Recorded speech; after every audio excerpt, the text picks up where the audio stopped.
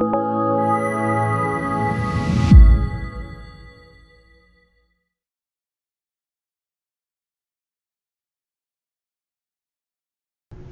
I'm Jacob Hornberger, president of the Future of Freedom Foundation. This is this week's issue of the Libertarian Angle, the show that brings you the libertarian principled position on the burning issues of the day. You can come and visit us at fff.org, and I'm joined, as I am every week, by my co-host of the Libertarian Angle, Richard Ebeling, who teaches economics at the Citadel, but is relaxing over the summer. Richard, do I have that right? Well, relaxing is always a relative term. That's I'm right. busy. You're I'm actually busy. Some have real jobs, you know. You're actually doing an online course, right? Yes, actually, this is the last week. It's an online course of principles of macroeconomics, in which, besides the regular mainstream, Keynesian type of macroeconomics, I slide in a series of supplementary readings in which they learn more of the truth about how the economy works, and certainly not through Keynesian spectacles. Yeah, sounds fascinating. You ought to record those things, and we could put them up on the internet. Well, the thing is, it's all, you see, text. It's not audio or video online. I see. All right. Well, we've got some news on the immigration front. I'm pleased to announce that the immigration crisis is over. I mean, I knew you'd be excited about it. I mean, you've got the conservative commentators, the Trump supporters, the Trumpistas. I mean, they are just celebrating, and they have reason to celebrate.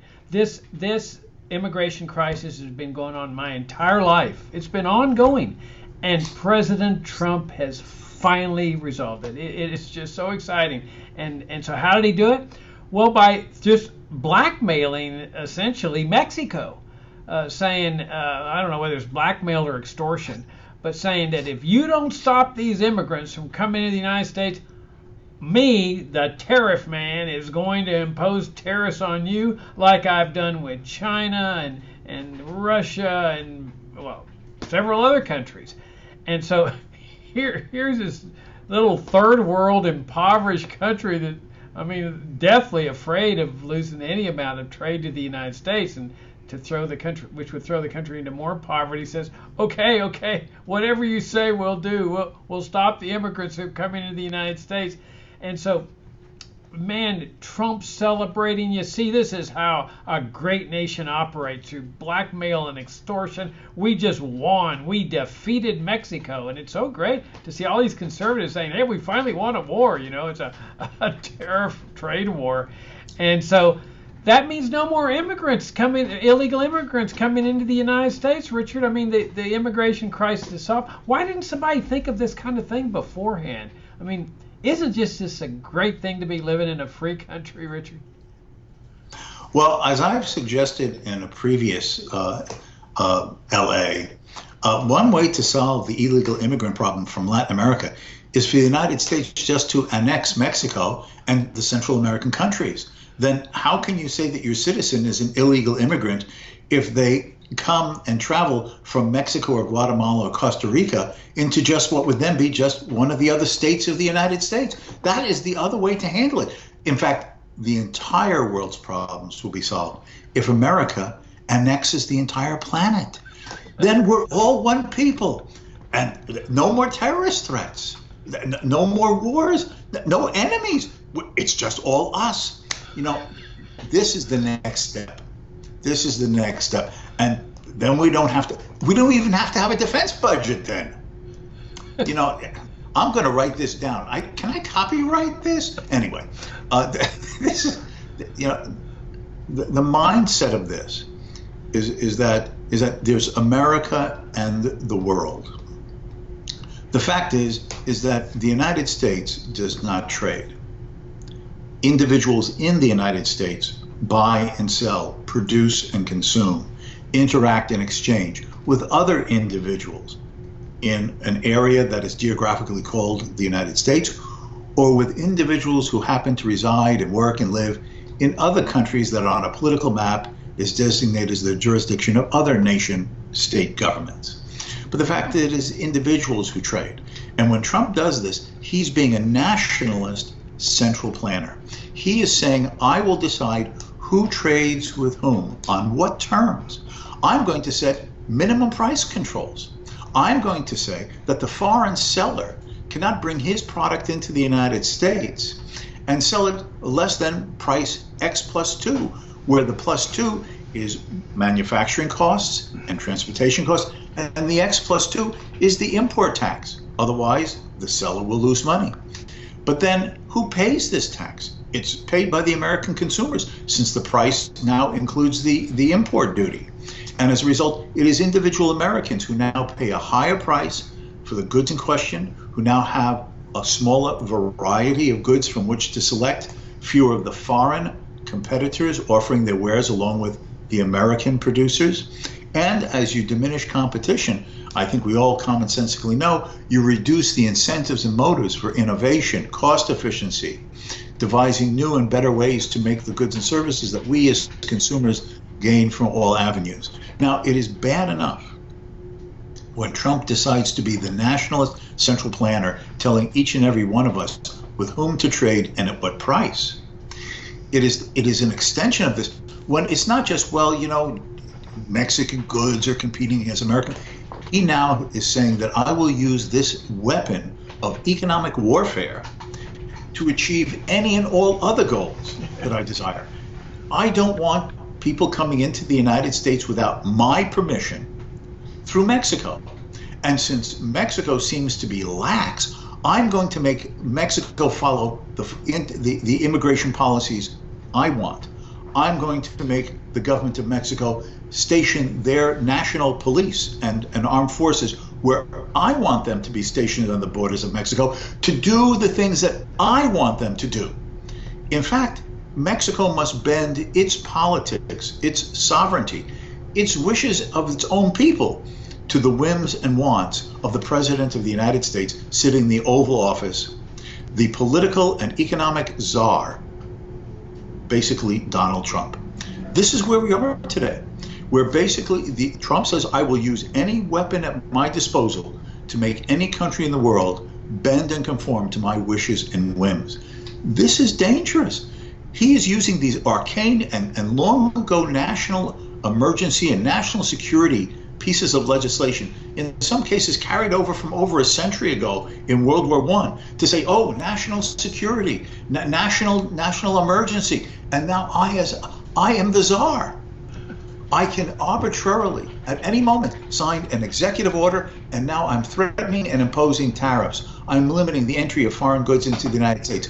I will decide what American producers and consumers may interact and trade with which foreign sellers or buyers that I deem worthy or needed or desirable. This is Trump as national socialist. Yes, the left, and there are 20 candidates running for the Democratic nomination for the presidency, all talk about the rich versus the poor, the 1% versus the middle class, you know, the privileged versus the oppressed. His rhetoric is the same. He's just a national socialist. It's America versus the world, a zero-sum game. If the rich have more, the poor must have less. If America doesn't win, another country does, and we lose. This is the collectivist and tribalist mindset that then all of us must conform to based upon the classifications and the categories that he wishes to impose upon us. This is dangerous, not just the negative economic effects, but to believe that we now live under a person who chooses without any hesitation, with no rhetorical hesitancy, to say that he is economic planning czar of the American economy vis-a-vis international relationships between the United States and the rest of the world. This, Jacob, is a dangerous path, and it sets a reinforced precedent for future presidents. And guess what? You may like Trump today, but what if a non-Trump gets into office next time and wields these weapons that Trump has said the president has the whimful authority to use, and he then uses them in ways that you do not like? You take the sword out of the hand of any holder of it, so the sword may not be wielded against you, because the blade that you want to be used could be used in a different way with the other blade against yourself. Yeah, this is classic dictatorial mindset. I mean, it's bad enough that this man does not understand how tariffs and trade restrictions interfere with people's standard of living and the ability of them to improve their economic well-being. It's bad enough that he doesn't understand that trade restrictions themselves and tariffs are an assault on the freedom of the citizenry. But it's even worse, or maybe not as worse, but it's still bad that he does this unilaterally, just like a dictator does. He says, yes, I want tariffs on China, I'm going to impose tariffs on China. Well, we live in a representative system, democracy, where you're supposed to go to Congress, get a law enacted, the Congress enacts the law, the president signs it into law, it's then subject to challenges, constitutional challenges in the courts. That's the way our system was set up. He's running it as a Caesar or as a dictator. He doesn't need any stinking Congress. He says, I want to impose tariffs on Mexico, I'll do it. If I do it on China, do it. And he really thinks that it's those foreign citizens that are paying the tax, which of course a tariff is. No, it's Americans who are paying the tax. That hasn't sunk into his head yet. You know, it's ironic that he calls himself Tariff Man. And I think that you're combining this trade idea with immigration is really important. You'll recall that we published a book here at FFF that you and I co-edited many years ago called The Case for Free Trade and Open Immigration. We combine the two because the two are inextricably linked. You've got the concept of open borders. That means not just the free movements of goods and services, not just the free movements of people, but the combination of all of them. That's what open borders means. And when we look at it from the conservative and the progressive, liberal, whatever label you want to use for the left, you can see the hypocrisy that characterizes both of these people, Republicans, Democrats, conservatives, liberals. Conservatives say, oh, we favor the free market way of life. We're advocates of free enterprise. We're members of the Chamber of Commerce. But when you look at what Trump's doing with the support of the conservative movement on trade, this is the antithesis of free markets. A free market is a market that is free of government intervention and control and taxes like tariffs and trade restrictions. So you see the violation of that principle on trade, but you also see it in immigration. I mean, you know, what is the free market if it's not the ability of people to freely cross borders in search of work, to better their lives, to enter into contracts or employment relations with American businessmen? I mean, that is the free market. We see it in action here domestically every day. Countless people cross the border from Maryland into Virginia. When they cross that border, they're not violating anybody's rights. Now, they may violate rights when they get here. They may murder somebody. They may steal from somebody. They may defraud somebody or rape somebody. Well, then prosecute them then. But don't stop the free flow of people across the Maryland-Virginia border just because a few bad apples are getting across. Same principle applies internationally. Nobody violates anybody's rights when they cross an international border any more than when they cross the Virginia-Maryland border. This is the free market in action. And the hypocrisy runs on the left too, because the left is always saying, oh, we love the poor, the needy, and the disadvantaged. And whenever we libertarians, you know, attack socialist programs like Social Security or Medicare or Medicaid, they say, oh, you hate the poor. Oh, really? Well, look how you're treating the poor, and you have been treating the poor for decades with your immigration controls. The abuse. I mean, I just read in the paper that there's children dying crossing the Rio Grande, that the rafts that they're using are overturning, not just children, but adults as well. But you just feel it more when you see children dying. There are people dying in the desert of dehydration and thirst in the back of 18-wheelers. And the reason they're dying is because of immigration controls that people on the left support and people on the right. Well, under a system of open borders, they'd be crossing borders legally in normal ways, like at bridges or other international crossing points. They wouldn't be out in the desert or crossing the Rio Grande. And this is the left that says, oh, we love the poor, needy, and disadvantaged. Total hypocrisy, Richard, from both the left and the right on this issue. Yeah, I know. You know, you were saying, the free movement between state borders, just this past weekend, I was driving from New York back to South Carolina, One of our granddaughters graduated from high school, went to the ceremony of it. And when I crossed the Potomac into Virginia from Maryland, it suddenly dawned on me, well, this is where Hornberger lives. I ran through that state as quickly as I could. I got a North Carolina border in record time. Well, I got to get out of here. Hornberger's here. But except for that, no, but the point is that the essence of liberty is that a free individual has the autonomy, the discretion to peacefully live his life as he chooses, guided by the goals and purposes that he believes has value and meaning to his life, and to peacefully find the means to best achieve those goals and ends that he desires. And that his human relationships with others are based upon mutual consent and voluntary agreement, and therefore a mutual gain from trade, whether it be two people enjoying the same hobby in a club, or whether it's the buying and selling of goods and services, or participating in a church and doing some charitable efforts that jointly they think will bring about better results. That is the nature of a free society. A free society is one in which you travel where you want, as you want, for whatever purpose you may have in mind. The only obligation you have in a free society is that you don't kill, you don't steal, and you don't defraud. Those are simple rules that basically go back to the Ten Commandments, rightly understood, and they are the guiding principles of free men in a free society. It is governments that create these antagonisms and barriers and borders, preventing individuals to peacefully go about their lives and their free associations with others, and causing not only economic hardships, but human tragedies, as you're saying. You know, you were saying about rafts not being safe enough to get across the Rio Grande, or people dying from dehydration or heat stroke in the Arizona desert, for instance. Did we not just a couple of 3 years ago, 4 years ago, see those pictures of people attempting to escape from Africa across the Mediterranean and their boat sinking?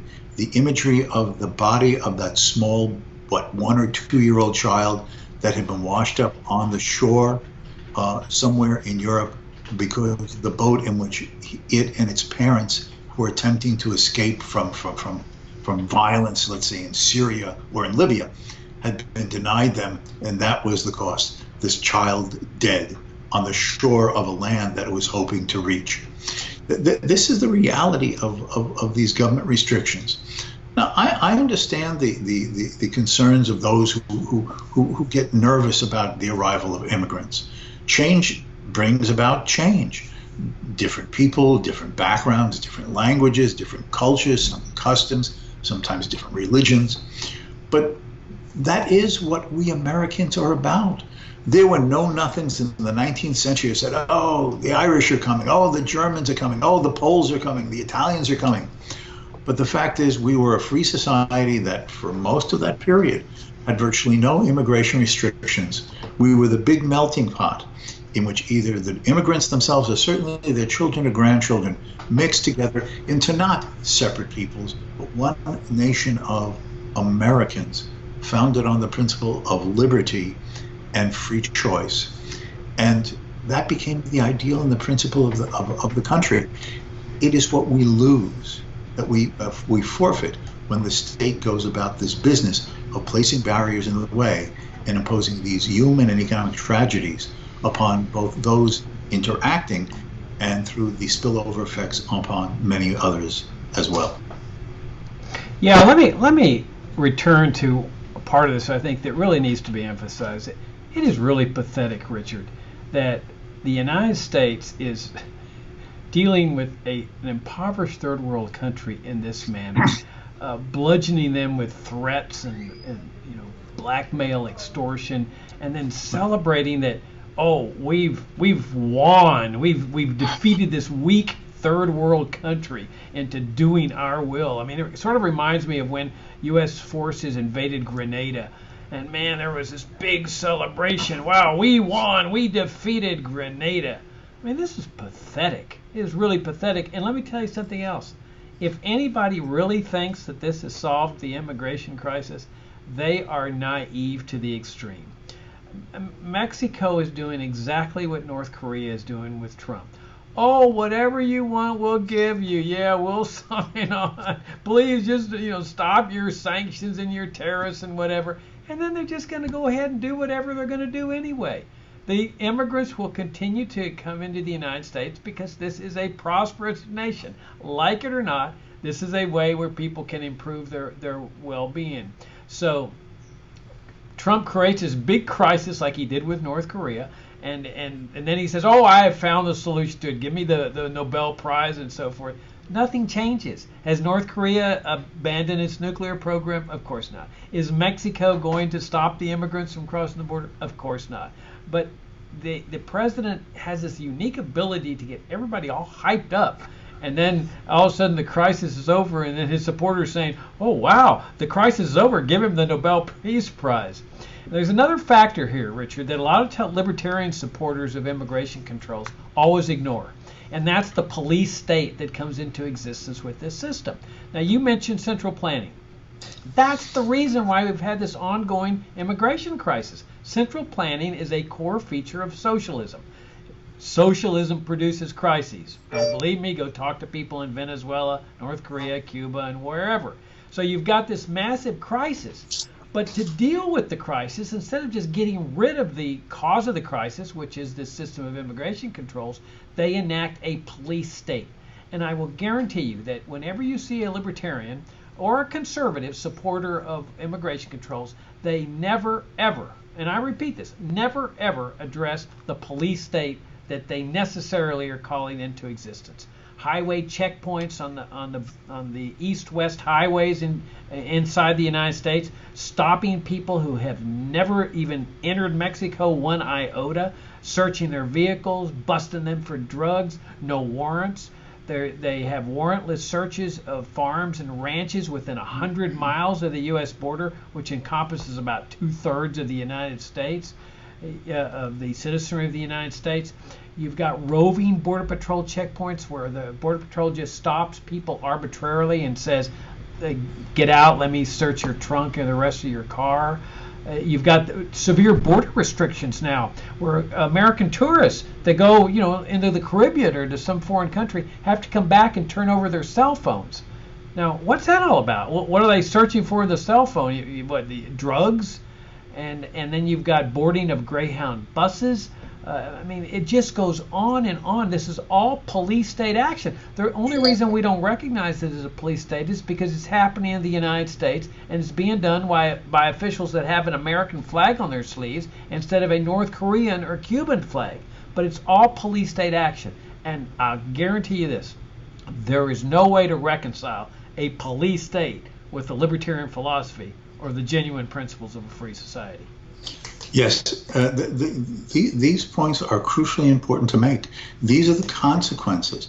Whenever the state takes over responsibility for economic relationships, social relationships, the very nature of a policing function must come with it. If the government is going to say you can trade at these prices but not at those, you can sell these products but not those, you can move here but not there, there has to be an enforcement mechanism, does there not? Then otherwise the laws and the regulations are absurd. They're moot. So with the laws and the regulations inevitably comes the police state or facets and elements of. And if I can just make one other point on this, let's suppose that Trump had imposed these tariffs on Mexico, starting at 5% on the vast array of Mexican imported goods, and then raised them, as he was threatening, up to 25%. In October. Let's suppose he had done that. Would that solve the immigration problem? No. In fact, to the extent that it had a severe negative impact on the Mexican economy, lost revenues, profit margins that disappear and result in lost columns for Mexican businessmen and industries, workers let off because the American customers are not there anymore. That would have depressed the economic circumstances of people in Mexico. And what would they have done to alleviate the economic hardships of those tariffs on themselves and their families? They would have said, then I have to get on the other side of that tariff wall, that is into the United States, to try to make the living that the tariff wall is making even more difficult for me in staying in my home country of Mexico. You would be making the immigration problem worse. That is a great point. Yeah, the boomerang effect of government policy. In fact, we can go further than that. If you look at two of the major federal government programs, they are the root cause of much of the migration. You've got the drug war, which the U.S. government has been waging in Latin America for decades, which is the root cause of the violence that has really destroyed Mexican society, but also the rise of all these drug gangs that people are fleeing from. That's the U.S. government's responsibility. And then you've got the foreign interventionism, the coups, the regime change operations. For example, if you look at Guatemala, in 1954, the U.S. government has a coup there that ends up causing a civil war that lasts for 30 years, kills about 1 million people, and you've got this succession of brutal regimes. You've got another one now, a brutal, corrupt regime in Guatemala. Well, there's people now fleeing Guatemala because of the corruption and the violence and so forth, and people don't think back to that. This was caused by the original government intervention, federal intervention, in 1954. And you can see it in Honduras. You can see it all through Latin America, the effects of U.S. interventionism. So why can't we just stop the two root causes and see where things settle out? Stop the drug war, legalize all drugs, stop the foreign interventionism, and then see how things settle down here with respect to immigration, but at the same time, open the borders to the free movements of goods and services. So there we killed a lot of birds with just one stone here. We got freedom for Americans, we got peace and prosperity and harmony, and a more normal functioning of society, both in Latin America and the United States. Absolutely. All right. Well, then on that note, Richard, we'll wrap things up. As always, enjoyed the conversation with you. If you want to know more about FFF, and this is your first exposure to the Future of Freedom Foundation, come and visit us at fff.org. Our mission is to present the principled case for the free society, and we've done that for some 29 years. Richard, enjoyed the visit, and I'll see you next week. Until next time, and thank you, viewers and listeners, for joining us. Yep, thanks for tuning in. We'll see you all next week.